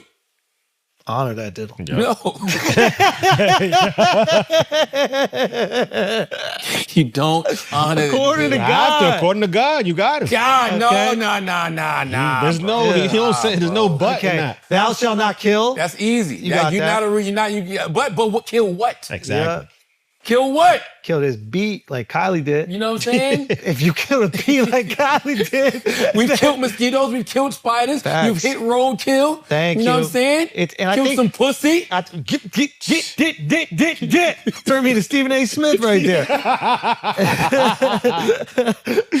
I'm just saying. I think it's thou shalt not murder, but thou shalt not commit adultery. We don't even want to go into that one, Charlemagne. But I forgot. I prayed for my. I forgot. I prayed for God to have me repent for my sins, and I changed. Yeah, that's the key. That's what I'm saying about Jesus. So if Jesus died for your sins, you're supposed to do your best. Thank you. But actually do right. Thank you. Like, no, you're supposed to do your best. Nah, you got to do right. He bro. knows you're gonna fail. fail. What right is. No, you're not. I ain't failed. I'm not failing. Not when it comes to the adultery thing. Thou shalt not steal. Now, what if you're a baseball player? And that is literally part of the goddamn game. Well, it's part of the game. You're allowed to do it. They just use the word steal. Okay, but I hear what you're saying. Steal what? All right. Thou shalt not. No, but there's no reason to steal when you have the means. Because what if there's a hurricane and you don't got no money and you poor and you got to go loot to get some food for your kids? Come on now. Though it doesn't say thou shalt not loot. That is very true. That is true. But some people call looting stealing. But you're right, though. They're fucking up. Thou shalt not bear false witness against thy neighbor. Now, I don't even know what that means. Lie. I think it's lie on your neighbor. But what fun would podcasts be? Yeah. If you couldn't lie on your neighbor, because God neighbor means other people. If you couldn't lie on other people, what fun would podcasting and YouTube you was be? lying on me. Rabbit holes would we have to go down? You know what I'm saying? This is literally 60, 70, 80% of the whole media landscape right now. Lie on people. But they're not saying how to have a successful podcast. They're saying how to get into heaven. You're right. God. Thou shalt not covet thy neighbor's wife. Yo, come on. That's a good don't one. Do that. Don't be disrespectful, yo. Don't be disrespectful. Don't be disrespectful. Covet means to lust after. Don't be disrespectful. And thou shalt not covet thy neighbor's goods. You can't look at your neighbor's house and wish you had that shit. But that's inspiration, right? Well, like, damn, that's dope. Well, that's okay. I think you can be inspired by it. Yeah. But I'm inspired. You can't hate them because of it. I'm not necessarily inspired by neighbors' goods, right? Like if I look at somebody and they got an amazing something, like let's just say it's a house, even though I got a nice house. But if it was an amazing house, I'm looking at it and I'm not saying like, damn, I want what that person's got. I'm just like, yo, I just want a nice house one day. Yeah, but I don't think that's coveting. You know what I mean? You can look at your neighbor's wife and be like, wow, that's a beautiful woman. I would love a beautiful wife one day. Or I would just want a wife because I like the family dynamic. Exactly. You don't want to like take that from that person. No. That's fucked up. So I think these are pretty good. These commandments. It's proving my point. You got to go out of your way. Yeah. To really break some of these shit. Yeah. This is a choice. Yeah. You be lying on thy neighbor. So that's one. I'm trying to do better, Alex. He's trying to do better, though. We're all trying to do better, bro. He's trying to do better. You can start now. How did I do? What? On my joke. You can start now. Don't lie. I mean, what am I comparing it to, bro? A person's first time going on stage to do stand-up. Nah. See? Going There's to hell. only one joke, though. You're going to hell. What you think? You're the comedian. What do you think? Imagine you went to hell. Be honest. What do you think? What I think of his stand-up? Yeah. I think he did a great job. No bullshit. Really? I think you're very nervous when you're up there your first time. You missed the funniest part. No, I didn't. It's not in the video. Shifty cut out of the video. My favorite part. Why didn't even put that in? This shit is so funny. But in all honesty, his first time he's nervous. Granted, the audience, like you said, knows that he's nervous, so they're rooting for him because they're all imagining what it would be like if they were up there for the first time. And then the joke was clever. The joke was 100% clever. Like, we cannot deny the fact that the joke was clever. Ask Alex Media. Oh, you wrote it? Robbie helped me with it. Robbie Slovic. Okay. Oh, well, then that's Robbie Slovic. That's good. Yeah. I thought you had that shit, and I was like, okay, that's fine. Okay, shout out to Robbie. But still, it's a clever joke. And I think that they're basically like, okay, here's this guy that's nervous. He actually delivered this thing, and the thing is clever. Give him a round of applause. Yeah. He's not going up there going, yo, I'm the best comedian. Here's my joke type of thing. That being said, I think that we kind of feel for people in those situations. But the funniest... You don't. You want chaos. You want chaos. I need the blinking to keep going. Okay, so... like you had me at... I'm blinking on everything. Oh my God, let me put my phone down. Yo, hold Who on. is this fantastic new comedian that's on the scene? Look at this. This is my favorite part. At the end, we finish the show. Thank you guys so much. And Al goes, it's not the video. I wish it was in the video. He goes, that's my time. You know when that's my time hits? After you bomb, bro. Yeah. After a person bombs and that red light comes on and they got to try to just kill time, or their time isn't even up. Yeah. But they know. Yeah. That's my time. Yeah. Oh, the human red light is better than the red light. When the crowd tells you it's your fucking time. So you gonna do this more? You think you're gonna do it more? I might. Yeah. I'm gonna pull up. It's fun. Let me know when you Nah, don't you dare. Don't you dare. I'm gonna get you up there. I'm gonna get you up there. For what? Just a joke. One joke. John, you're Everybody funny. should try it. You should try it. I did it one time. Really? And you know what my joke was? What? I walked out on stage and I said, man, I looked at that crowd. I said, man. And then I looked back at the stool. I looked back at the crowd. I said, man, let me sit my ass down so y'all don't ever say Charlamagne was up here trying to do stand-up.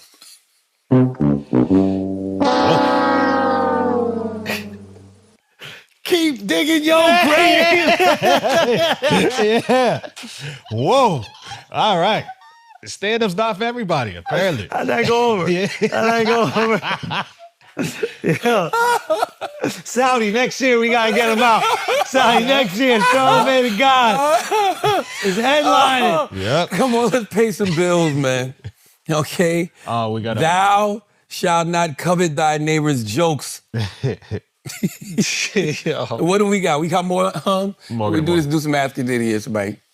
Listen, man, salute to Morgan and Morgan, man. Morgan and Morgan, I want to say something, man. Thank you to all you have done for everybody who had, who lost a lot during the LA wildfires, man. My guy, Jake Steinfeld, he lost a lot during the LA wildfires. Lost his whole house, and having that conversation with him, man, that was a tough conversation to have. And, if you don't know anything about the LA wildfires, it's been estimated that the damages so far total more than $250 billion. The loss of life is immeasurable, and the state and city are still in shock. Okay, there are claims that insurance companies canceled thousands of homeowners' fire policies in the months leading up to the fires. Were those cancellations legal?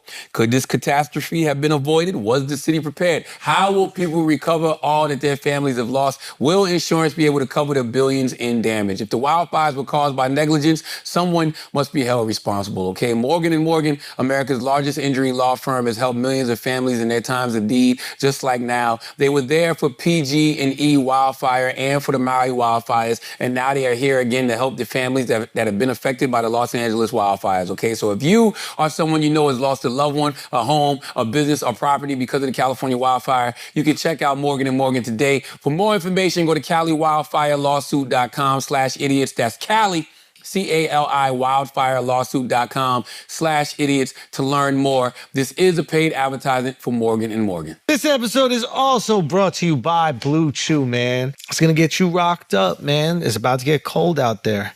You need to make sure that blood is flowing into all the different parts of your body, but most importantly, when it's time to perform, it's flowing into that staff. You got to be stiff. You got to be hard. You got to deliver that payment right there. Your girl she deserves it, man. She's been working hard too. Long day of work. She comes home. She'll need something. You need to be there for it. And Blue Chew's the one that's going to get you ready to go. This is the one. This is the truth. You're going to get your first month free. All you got to do is pay $5 shipping. Think about that. Best dick of your life delivered right to your doorstep.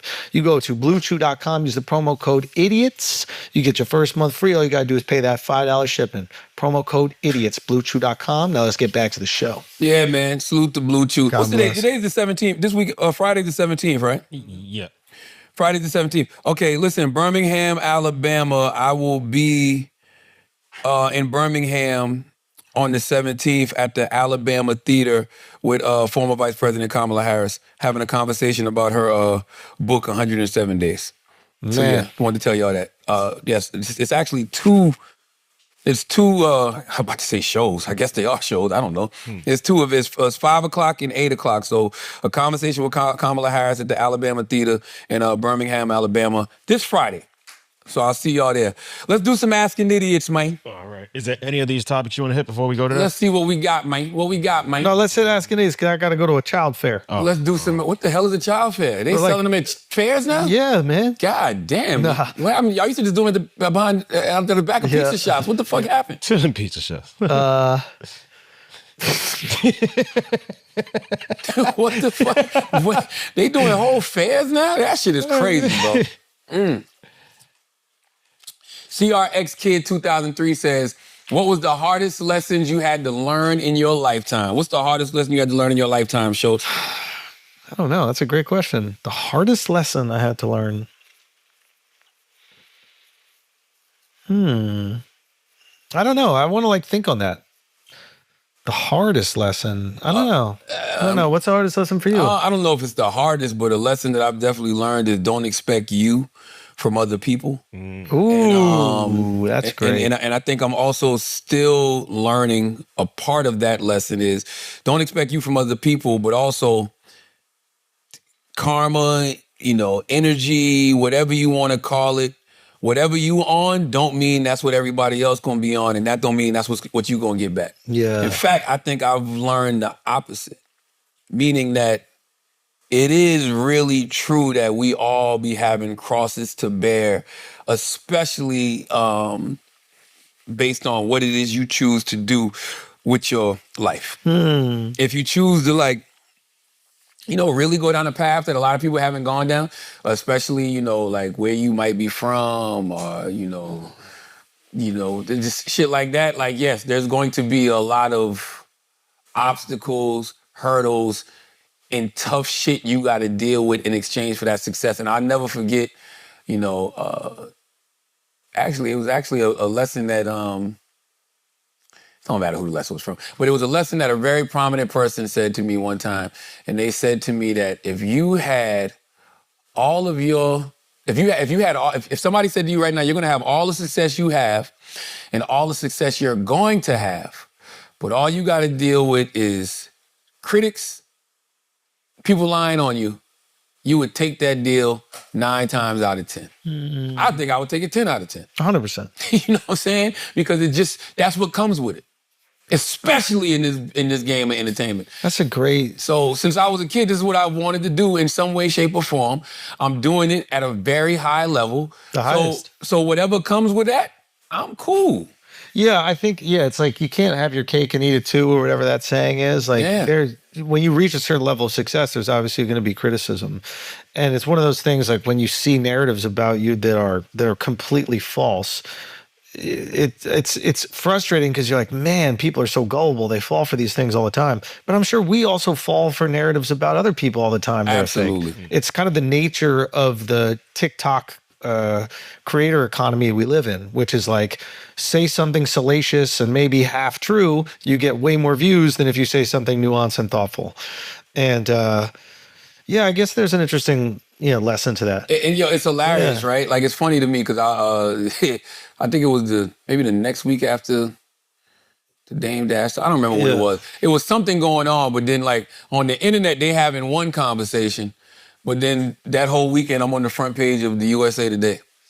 And it's like Charlemagne the Kingmaker. But dude, there's like whatever that means. There's 1,000 different realities now, man. Yes. It's and we spend more time on our phones than we do in real life. Yes. Like if you literally look at how much time you spend on your phone every day, you probably spend, I don't know about you, but most people, they might spend 6 hours on their phone, 7 hours on their fucking phone, right? That's a lot. So you're spending more time on your phone than you are interacting with the real world, right? So the real world is actually fake. Yeah. The fake reality that you see on your phone that's curated by these algorithms that tap into your fears, that becomes your reality. So I think people become really radicalized because they feel very comfortable in these super crazy opinions that they see flooding their feed. Yeah, absolutely right. So it's like, we live in a very weird time. That's where I think like you can really only do the thing that makes you feel good. There is a freedom to this, I will say. The freedom I've realized is like, I see people trying to like ride the waves of criticism and that kind of stuff, but like the freedom I think is people are going to be upset no matter what. You always say this, you're like, 3 people are going to say you're good, 3 people are going to say you're shitty, and 3 people are going to... rule of 10. Yeah. But it's like, once you go through it enough, I think you realize, which is like, just do the thing that makes you feel good and that you believe in, because everything else outside of that doesn't matter. By the way, that's when I know a person is going to be great. See, when you hear and you doing this, everybody cheering for you, you the underdog, they love you, they love to see you win. They're like, oh my God, that's our guy, that's our guy. But then when you get there, and you there, and they're like, wait a minute now, I knew he was on the come up, but I didn't know he was gonna get there. You know what I'm saying? Yeah. That's when all the bullshit starts, that's when all the hate starts, that's when you're not like you used to be, blah, blah, blah. By the way, you shouldn't be like you used to be. You're supposed to grow, you're supposed to evolve. That's when all of the hate and all of that shit really, really, really comes. And then if you can withstand that, invincible. On the other side of that is where the real greatness lies and the real success lies. Because God is like, I gave you what you wanted. You got there. And there's a lot more for you to get. And there's a lot more places for you to go. But if you can't handle this. That's why it's like, just with anything, I really feel like the way through is talking about it. Like the easiest way to this Riyadh shit would have been for us to never discuss a single thing afterwards, not put out a clip from the whole thing. Like the easiest way is just go through and then don't look the other way. But like that's scared shit. Yes. It's like I wanted to go perform there. I felt really good about performing there. Do it scared. You can't do it scared. Wait, what are you saying? Do it scared. What does that mean, do it there? Meaning, like, it's almost like a fearlessness, right? And I thought about this the other day. Yeah, exactly. It's a fearlessness. Like, do it. You got to go do it. And you also just got, like, if you believe in something, it doesn't matter what the people say. Eventually, they're going to realize you do whatever the fuck you want to do. And if they want to get on board with that shit, they can. And if they don't want to get on board with it, they cannot get on board. But they're not going to dictate what you do. And whoever you lose in the process of you doing you're supposed to, man. And ass is going to come back once you say something they like. And this is the cyclical nature of... Are they just going to dick ride the bigger you get? They're either going to do two things. They're either going to... No, three things. They're either going to celebrate, because some people really do celebrate, right? Or they're going to hate. Yeah. Because some people just, that's what they're there for, they're to hate. Yeah. Or they're going to dick ride. And the dick riding comes from watching everybody celebrate you. So they don't want to look like they're not part of the party. Mm-hmm. You know what I'm saying? But the second something goes wrong, they're the first person to they comment. jump with the haters. That's why the dick riders just jump from dick to dick. But those motherfuckers are never your real fans in the first place. No. They're the plastic bags in the wind. They're letting like a TikTok video dictate their feelings. They dick ride. What dick is warm? Mm-hmm. You can hop on it. You hop on it. Mm-hmm. Salute to Jay Stahl too, man. I want to salute Jay Stahl because it was a great piece he wrote in USA Today about me, and I didn't know I was going to be on the cover. I thought it was just an interview, but it ended up being on the cover of USA Today. So thank you, Jay Stahl. Out of 10 occurrences, how many times do you tell your wife that other women hit on you, bro? I'm married. Women don't hit on me. That shit is over. That shit is over. Like, and when women were hitting on me, I wasn't telling my wife, and that was the problem. That was the problem. Because I was hitting back. That was bad. That was bad. Don't even say that out loud. I was breaking one of the 10 commandments. You can't break them. And then I decided that I wanted to be a better person, and I asked God for forgiveness, and so I do better now. There you go. Meaning I don't do it at all. There you go. Okay? Yeah. Faithful black man over here. One right? day at a time. Now, there are times when, because, you get to the point, man, when you be so married and washed that, you be at your daughter's cheerleading competition, and you be like, such and such mom, she over there flirting with me. Thank God you talking about the parents, bro. I was like, this guy talking about the cheerleading competition. What the fuck, bro? You go to one child fair and that's where your mind goes? What the fuck is wrong with you? The fuck is your problem? Why would you even think that? You saying the moms are throwing rhythm at you or what? In my mind. You know what I mean? That's just you have a conversation with a married man for over 30 seconds. Yeah. That man, what do you really want? Exactly. that man don't know no better. That man is like he's a simple being nice to a married man, a rub on the back. Oh, no. Make you feel like you still got it. Why is she rubbing on your back, bro? That's crazy. Oh, fucking no. That same reason you rubbed on Alex's back, to give him some encouragement. Yeah. You know what I'm saying? Yeah. What's one character trait you have that you wouldn't want your kids to have? Oof. One. Yeah, exactly. Yeah.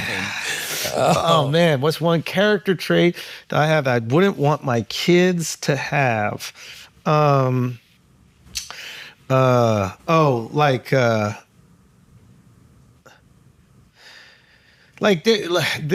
tricky thing is that like sometimes these character traits, they can help you be successful. So I wouldn't want them to inhibit their success, but at the same time, thinking you're right and wanting to convince somebody that they're wrong, I don't think leads to the best communication sometimes. But we're podcasters. But we podcast. That's what we do. So if the kids want food every night, you got to get a little contention, a little argument, a little conflict. Arguing. You know what I'm saying? It is what it is. And I'm going to be honest with you, my brain really works like that. It does. I don't know why it does. I'm trying to help you. It is not because I'm not a contrarian. I just really am objective, and I like to see things from all sides. Yeah. And I'm just like, well, have you tried to look at it like this? You know what I mean? We don't even say it that kindly. We don't say, have you tried? No. We'll be like, man, that was stupid what you said. Let me help you with your thoughts. I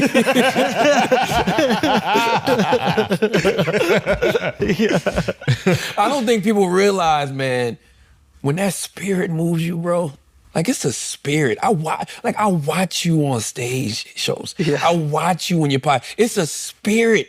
Like we get downloads and we got to let that shit out. Gotta let it out. And this ain't just when the mics are on. I can't hold it. Because I feel like if I'm not shooting, I gotta shoot. Yeah. In the world, we shooting. That's how I love talking to people. I love conversation. It's breathing. Let's talk. Let's and I like listening to a person even before I even talk to them. Like, all right, because I want to see if that person's gonna spark something in me. You want to that's react. just a different perspective. Yeah. Like, that's what I like. Yeah. I like people that spark a different perspective in me. Like, oh, all right. Yeah. You know what I'm saying? Yeah. And a lot of times when I'm looking at the social media waves of things, I don't agree with majority of them shit. Yeah.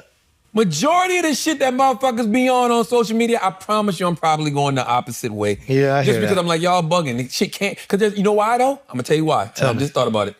No, I didn't just think about it, but I just thought about it. I don't think in extremes.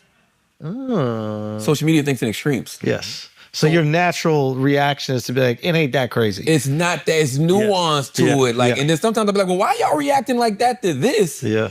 But not to that. Yeah. Like, it don't make no sense to me. Like, Yeah. I don't know. No. You're actually making a great point. It's like extremes are the only thing that gets reactions online.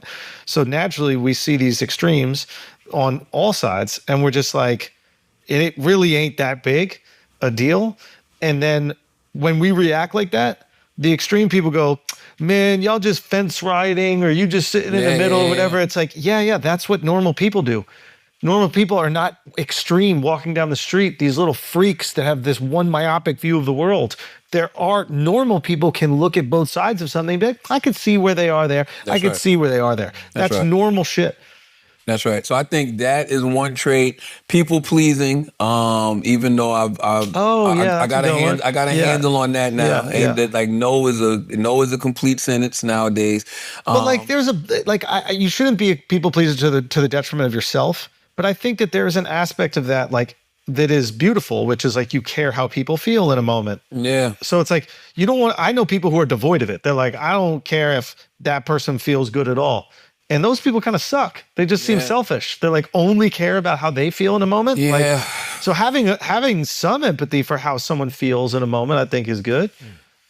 Like imagine being somebody who like saw a person go on stage for the first time and like they were just watching it and like relishing in the failure. Like imagine that. But what if I am a person who likes watching the person fail on stage? What about me, Schultz? You can't tell me to put myself first, okay? But then have me be concerned about what this person is going through when what I actually love and enjoy. So happening. I think you figured it out. You don't people please anymore. You can't people please no more, man. And also too, and also too, the people pleasing I'm talking about is just like, constantly like being there for everybody. But here's the thing. I don't do that for any other reason other than I enjoy it. Yeah. And like, my wife will get on me sometime, or like people that's close to me, like Dolly will get on me sometime, and they'll be like, that's why Duval definitely, you'd be like, that's why that such and such fucked you over. And it's like, I don't care if they fucked me over. Well, yeah, because you did the right thing for you. I did it because I wanted to do it. Yeah, they're a bad person. It doesn't mean that you should.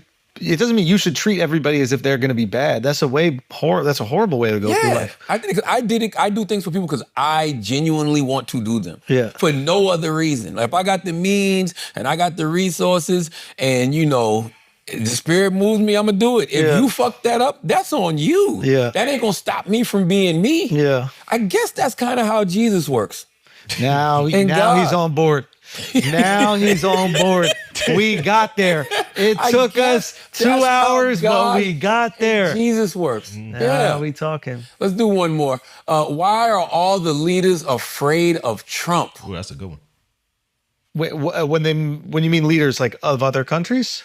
Other countries, industries. I got a theory about this. Go. All right, me too. Go. And my theory came just from reading this question. Because I do be sitting back wondering the same thing. Like, why are the checks and balances not for him? Why is he able to do the things that he does? I think that he is a master troll behind the scenes. Let me tell you what I mean by that. We're looking at the chaos we see. Mm-hmm. What about the chaos we don't see? Meaning, what if like terribly embarrassing things are happening to people publicly and we don't know he's the one behind it? Oh, you're giving a lot of credit right now. I'm just saying, as a person who may or may not enjoy the troll, do the same type of shit. Right? I don't do that type of stuff. Of course not. But, okay, when you see somebody going through the chaos that they're going through for whatever reason they're going through it. Yeah. And that person knows it was him. The whole time. It was him. I don't need nobody else to know. You know. You'll get in line. Meaning, if you're one of these world leaders who's seen it happen to somebody else. Yeah. Not saying he's doing it to everybody. Yeah. But he's made enough examples that they like, yo, that motherfucker possible. Crazy. I think, I think it's possible. I think that, like, love him or hate him, he doesn't subscribe to, like, the orthodoxy that typical politicians subscribe to. So it's like, the reason, like, Biden and Kamala couldn't get any deal done over there is because they were probably going through the typical diplomatic process that, you know, presidents go through. And I think Trump is probably like, why would we do that? I'm going to just call this guy and tell him that he's not going to get any more bombs unless he supports this country. And then I'm going to ask this country what they want. And I'm going to, all right, that works. Give it to him. So I think he's just cutting out all this shit and they believe that he'll do it. And when you act that erratically on a world stage, people have no choice but to react to it because they're like, I haven't seen anyone behave like this. And the cost of me not taking this seriously could be very high. And I think in a lot of places in the world, especially the places where they're dictators and autocrats, I think they actually relate to it better. Yeah. I agree. You know what I mean? That, So they're just like, what the fuck is going on? Why is he so transactional? He's just asking me what I want and then he'll give it. Like, doesn't he have to ask Congress? Doesn't he have to do all these other things? You know what's so funny about what you're saying? If you're a dictator or authoritarian, you know what that looks like. Yes. Like, I actually think he does better negotiating outside of America than in, because he's talking to other people that have full control and power. So he's just like, what do y'all want? Oh, you want this? Okay, I'll give you that. And then you give me this. In America, he got to ask Congress to do this. He got to ask the Democrats to do this. The Republicans to do this. These people are fighting it, which is a great system. It is the best system. We shouldn't change that system. Yeah. But it doesn't work. Oh, that system changed, buddy. Yeah, sure. Yeah, that shit changed. But my point is, it doesn't work for how he operates most normally. Whereas when he's operating overseas and he's talking to these other dictatorships, he can just go, yeah, I'll give you that. Or I'm taking this away. Or I'm going to blow them up. I'm just going to do all these things. And they have to react to it. It doesn't seem like a lot of the world leaders are afraid of him, though. I don't see no fear from China. I don't see no fear from Russia, which I think frustrates him. That's why he's so upset now, putting the tariffs on China again.